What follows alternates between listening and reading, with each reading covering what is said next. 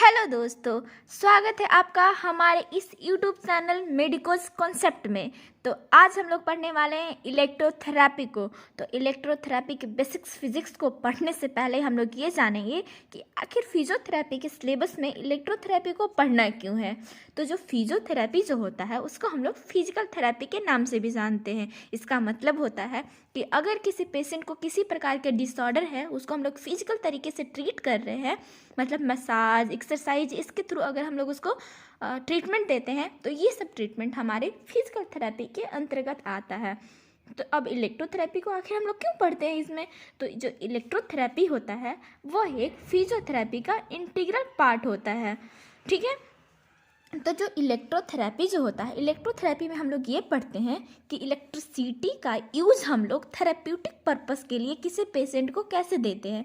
मतलब पहले तो इलेक्ट्रिसिटी का यूज़ सिर्फ लाइट जलाने के लिए, जो भी कूलर वगैरह जो भी इलेक्ट्रिसिटी वर्क होता था उसके लिए किया जाता था, लेकिन आज के दौर में इलेक्ट्रिसिटी का यूज़ बहुत ही अच्छे से किया जा रहा है ट्रीटमेंट करने के लिए। बहुत सारे इक्विपमेंट और अपार्टस ऐसे हैं जिसको हम लोग थेरेप्यूटिक मोडलिटीज़ के रूप में ट्रीटमेंट कर रहे हैं, ठीक है। तो अब आते हैं हम लोग अपने सिलेबस पे, अपने टॉपिक पे। तो बेसिक फिजिक्स का हमने बताया था कि टॉपिक है। तो सबसे पहले एक टॉपिक है difference between alternating current and direct current. मतलब कि अल्टरनेटिंग करंट और डायरेक्ट करंट में अंतर क्या है। तो सबसे पहले हम लोग देखते हैं अल्टरनेटिंग करंट का। तो अल्टरनेटिंग करंट का फर्स्ट पॉइंट है, in alternating current the magnitude of current changes continuously with time and the direction of current changes periodically. इसका मतलब होता है कि अल्टरनेटिंग करंट में करंट का मैग्नीट्यूड क्या करता है, चेंज करता है। किसके रिस्पेक्ट में? टाइम के रिस्पेक्ट में। तो हमारा जो अल्टरनेटिंग करंट का मैग्नीट्यूड और डायरेक्शन दोनों टाइम के रिस्पेक्ट में क्या हो रहा है, चेंज हो रहा है कंटिन्यूअसली। और वही अगर हम लोग डायरेक्ट करंट में देखें तो डायरेक्ट करंट में हम लोग देखते हैं कि किसी भी करंट का जो डायरेक्शन होता है वो क्या करता है, चेंज नहीं होता है, मतलब अनचेंज्ड होता है। और same through the magnitude of current changes with the time. मतलब मैग्नीट्यूड चेंज हो सकता है लेकिन डायरेक्शन बिल्कुल चेंज नहीं होता है, वो एक पैरेलल होता है। अब सेकंड पॉइंट हम लोग सेकंड डिफरेंस को देखते हैं, अल्टरनेटिंग करंट का देखते हैं। सबसे पहले the current time graph for an alternating current is a sine curve graph. Sine curve graph इसलिए कहा गया है कि मैथमेटिक्स में जो साइन का जो ग्राफ होता है, मतलब कि जो साइन का ग्राफ हम लोग देखते हैं वो साइन का ग्राफ बिल्कुल अल्टरनेटिंग करंट का जो ग्राफ होता है बिल्कुल उसी तरह से होता है। बिल्कुल एक कर्व लाइक जो आप देख रहे हैं, एक लाइन क्रॉस कर रहा है, बिल्कुल इस तरह से हो रहा है। देखिए करंट जो होता है इसका डायरेक्शन भी चेंज हो रहा है और मैग्नीट्यूड भी चेंज हो रहा है। मतलब ऊपर पॉजिटिव था, नीचे निगेटिव था, और डायरेक्शन भी बिल्कुल चेंज हो जा रहा है। एंड सेकेंड हम लोग देख सकते हैं डायरेक्ट करंट में। तो जो डायरेक्ट करंट का ग्राफ आप देख सकते हैं बिल्कुल पैरेलल है, मतलब इसमें कोई भी डायरेक्शन का चेंजेस नहीं हो रहा है। हाँ, ऐसा हो सकता है कि इसका मैग्नीट्यूड चेंज हो सकता है, मतलब इसका स्पीड क्या होगा, बढ़ सकता है। तो ऐसा होता है, ठीक है। तो डायरेक्ट करंट जो होता है वो बहुत ही ज़्यादा हार्मफुल होता है और अल्टरनेटिंग करंट थोड़ा सा कम हार्मफुल होता है। इसीलिए अल्टरनेटिंग करंट होता है इसका क्या हाँ यूज़ होता है, पावर स्टेशन में खतरा कम, मतलब खतरा क्योंकि वहाँ ज़्यादा होता है इसलिए अल्टरनेटिंग करंट का यूज़ होता है। तो थर्ड पॉइंट हम लोग इस प्रकार देख सकते हैं कि alternating current is produced in power station. Alternating current जो होता है वो पावर स्टेशन में क्या होता है, पावर स्टेशन में प्रोड्यूस्ड होता है।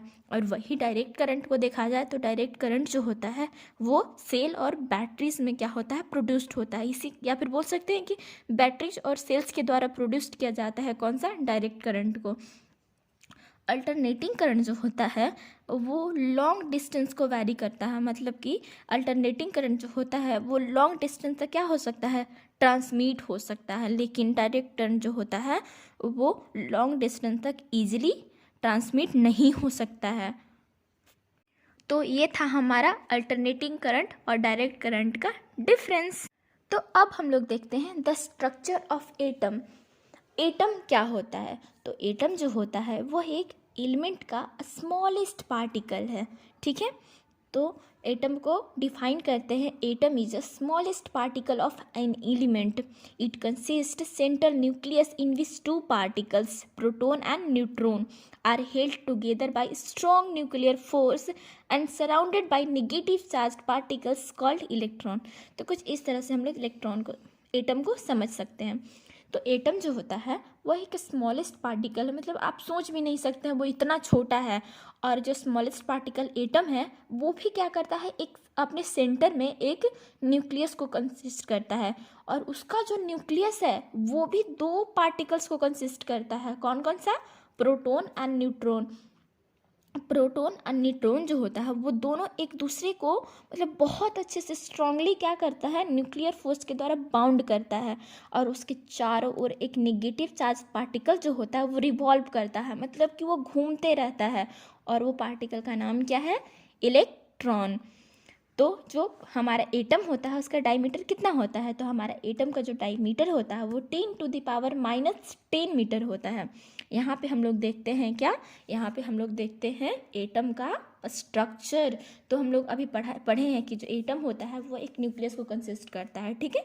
तो जो हमारा न्यूक्लियस है इसमें आप देख सकते हैं कि एक न्यूट्रल चार्ज है और एक पॉजिटिव चार्ज है। तो जो न्यूट्रल चार्ज है जिसमें कुछ नहीं लिखा हुआ है वो क्या है? न्यूट्रॉन। और एक जो पॉजिटिव चार्ज है जिसमें प्लस का साइन दिया हुआ है, पॉजिटिव का चार्ज दिया गया है, वो है क्या है? प्रोटॉन है। और इन दोनों मिलकर के क्या फॉर्म कर रहा है? न्यूक्लियस। और न्यूक्लियस के चारों ओर क्या हो रहा है? इलेक्ट्रॉन क्या हो रहा है? एक नेगेटिव चार्ज इलेक्ट्रॉन क्या कर रहा है? घूम रहा है, रिवॉल्व कर रहा है। तो वो क्या बना रहा है? उसको हम लोग बोलते हैं रिवॉल्विंग इलेक्ट्रॉन, ठीक है। अब हम लोग देखते हैं इसके न्यूक्लियस को। तो इसका न्यूक्लियस क्या होता है? तो न्यूक्लियस क्या होता है? उसका सेंटर पार्ट में होता है। अभी तो हम लोग पढ़ेंगे कि एटम के सेंटर पार्ट में एक कंसिस्ट करता है अपने न्यूक्लियस को। तो centre part of atom is called nucleus. इसका जो डायमीटर होता है वो 10⁻⁻15 से लेकर के 10⁻⁻14 मीटर तक होता है। It consist positive charge proton and neutral charge neutron. अब हम लोग देखते हैं नेक्स्ट पार्टिकल प्रोटॉन को, ठीक है। तो प्रोटॉन जो होता है वो एक पॉजिटिव चार्ज पार्टिकल है। ये तो हम लोग देखते ही आ रहे हैं, हमने कई बार अब तक बोल चुके हैं कि proton is a positive charge particle which gives nucleus of atom it's overall positive charge.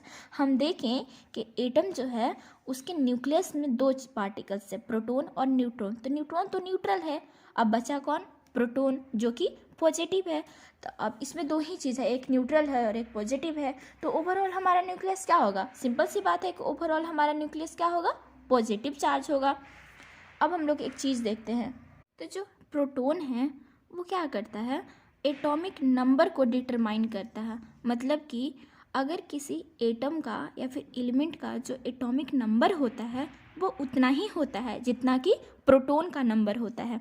तो हम लोग बोल सकते हैं कि number of proton is equal to atomic number. मतलब कि एटॉमिक नंबर और नंबर ऑफ प्रोटॉन दोनों भी सिमिलर होगा, मतलब कि सेम होगा। सच एज, मतलब इसका एक एग्जाम्पल देखते हैं हम लोग। हाइड्रोजन। तो हाइड्रोजन क्या होता है? हाइड्रोजन एक स्मॉलेस्ट एलिमेंट है ना, जिसका एटॉमिक नंबर क्या होता है? 1 होता है। क्यों होता है? क्योंकि हाइड्रोजन के पास एक ही प्रोटॉन होता है, और जब उसके पास एक ही प्रोटॉन होता है तो उसका एटॉमिक नंबर कितना होगा? एक ही होगा, सिंपल सी बात है।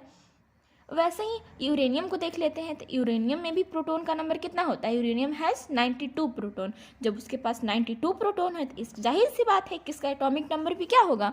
92 होगा।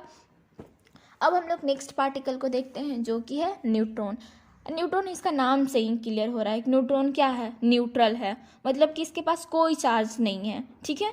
तो इसको हम लोग बोल सकते हैं कि there is no charge in neutron and therefore electrically neutral is that neither positive और नॉट नेगेटिव। मतलब इसके पास कोई चार्ज नहीं, ना ही पॉजिटिव है ना ही नेगेटिव है, इलेक्ट्रिकली न्यूट्रल है बिल्कुल भी।